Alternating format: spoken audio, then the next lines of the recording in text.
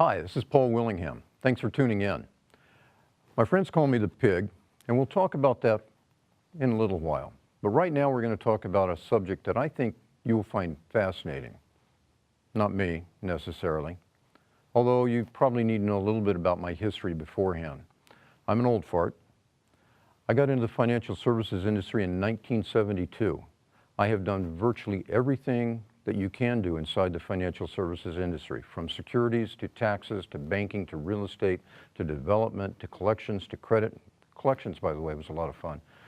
And so I've done a lot of stuff, and ultimately what happened was I began to see connections inside the financial services industry between typically unrelated financial tools. And that was sort of the genesis of what I'm going to be talking about today. The thing I'm going to talk about today is called the fish with 9 dots. Just before I get into the fish, I want to reiterate the history. You know, they say that 10,000 hours gives you mastery of a subject. I have around 86,000 hours in money. So hopefully that will help you understand that I'm speaking from a place of experience. I don't say that to impress you. I say that to impress upon you the breadth and depth of knowledge and experience that has been the makings of the fish with 9 dots. So we'll start with the story about the fish with 9 dots. 2 little fish are swimming along, and along comes this other fish. And as he passes them, the other fish says, "How's the water, boys?" Well, they swim on for a little while, and after a little bit, one little fish says to the other one, "What's water?" You see, he didn't know what water was. That's all he had ever been involved in. That's all he ever knew. He didn't know there was anything other than water. That's how it is with us in many aspects of our lives, but particularly money. We don't know what we don't know. We don't even know that we don't know that we don't know. We don't understand how we got to the thoughts and belief systems, worldviews, if you will, that we can have about money. And more importantly, the same is true for the people that advise us. They have swam, by and large, in the same waters all their professional life. An accountant who has done taxes for 25 years is a wonderful accountant. I'm certain that he does a great job with taxes. But the fact is, what does he know about the synergistic nature of taxes and all the other aspects of your life? Your insurance agent, your HR person that's helping you with your 401k, your realtor, your mortgage person, your banker. They all are probably exceedingly good at what they do, but they're fish that have swam in the same water. Now, what that means to you is that you get limited information. And I have a little saying that I live by. Better information equals better thinking equals better results. And so be aware that the thinking that you're about to hear about is dramatic, is different, and you will not hear it from any place else. So we first start with a little game that I like to play. And I've played this game since 1996 when I wrote my first book, and I've done this with literally thousands and thousands of people. And what I'd like you to do is just get a paper and a pencil, a pen if you want, and draw 3 lines of 3 dots, kind of like this, here, here, here, here. There it is. You guys will edit that out.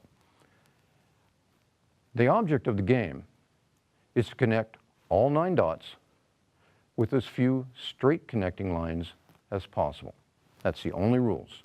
The lines have to be straight. They can't be all loopy-loop. Each line needs to touch at least one other line, and each dot needs to touch at least one line. It's that simple. Now play with that for a few minutes. And we'll play the Jeopardy music while that happens, okay? Most people will end up with something like this, right here, where they do 4 or 5 lines. I've seen ones that look like snowflakes. There's so many lines on there. And understand, the people that I've had do these are MBAs, doctorates, certified financial planners, CPAs, you name it. The entire gambit. Engineers, physicists even have done it. And I usually end up with about 4 or 5 lines. And the reason that we end up with 4 or 5 lines is that we struggle staying inside the box that's created by the dots. Nobody said anything about that. We just assume that we have to stay inside that box. That's what the industry does. The financial services industry, all of them. They like to keep us in sort of a box. That box is basically a box of sort of ignorance. A marginally ill-informed client is easier to manage and typically more profitable to a financial services company. It's that simple. And so they keep us in this box. But I want you to think about something. If that was a money task, you just spent 4 or 5 lines to get it. But what would happen if you think outside the box? Put your thoughts way out, down through the middle, and like that, connecting them 3 lines. 3 lines by thinking outside the box. Now that's about a 40% to 60% improvement over that. And if that was a money thing, wouldn't that make a difference to you? If your money could do 40% more, that would be a big thing, wouldn't it? That's what I'm talking about. But I don't just stop there. You see, I teach my clients to not just think outside the box, I teach them to think outside the terms. I say, don't compete, change the game. And by that I mean, nobody said how wide that line had to be. If the pin was big enough, 1 big fat line would do it. 1 line. 1 compared to 5. Huge difference in financial matters.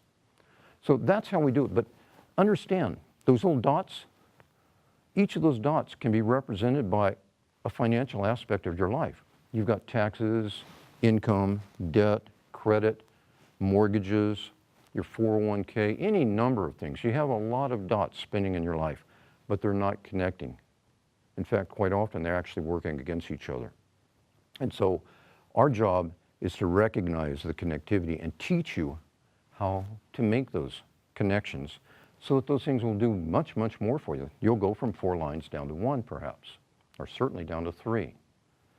So the way we do that is through a thing that I call intersectional innovation. I've got a client who is an engineer, and he used to work for Ford. He started there in the F-150s, which is a truck. And he went to F-150 combustion. And then they put him into F-150 ignition. Then they put him on F-150 spark plug. 1 spark plug for 1 truck. This guy made $100,000 a year, and his job was to make that spark plug better every year. And in the end, after all the innovation, he ended up with a spark plug and a truck that got 18 miles to the gallon. Okay, maybe 20. That is linear innovation. That's thinking in a straight line, and that is what most of the world does. I want us to do intersectional innovation. Think of it this way: a combustion engine, an electric motor, a braking system that charges the batteries that powers the electric motor. Boink, boink, boink. There's a sweet spot right in the middle there, and you can see it right here. No. There. Wow, that's interesting. You can see it there. The sweet spot is where we live. That's where changes happen. That's a Prius. That's 46 miles to the gallon.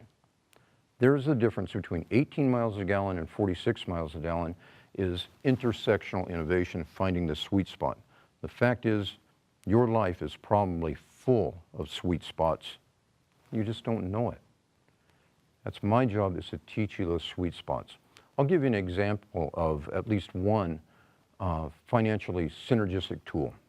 This is a mortgage that very few people know about. This mortgage links your checking account and your mortgage. Typically totally unrelated things, except that you write a check that pays your mortgage. But what would happen if you put those together and every deposit that you made into your checking account dropped the balance of your mortgage, so that the interest that you owed on it was less on any given day, so that when you actually made your regularly scheduled mortgage payment, more of it went towards principal reduction than traditionally would. That month in, month out ratcheting, you're not doing anything, you're not making extra payments. You're just making use of money typically that you don't get any credit for. It sits in your bank account waiting for you to write checks out of it or hit it with a debit card. This way, it drives that mortgage down. The average family with a $300,000 mortgage and a reasonably active checking account would have that mortgage gone and paid off in about 6 years without making any higher payments than they would have under a regular 30-year mortgage. That's the power of just linking two things, a checking account and a mortgage. We can link a lot more than that. And so what I'm saying is, stay tuned, be in touch with me, and we will teach you synergistic tools and strategies that will blow your mind. Thank you.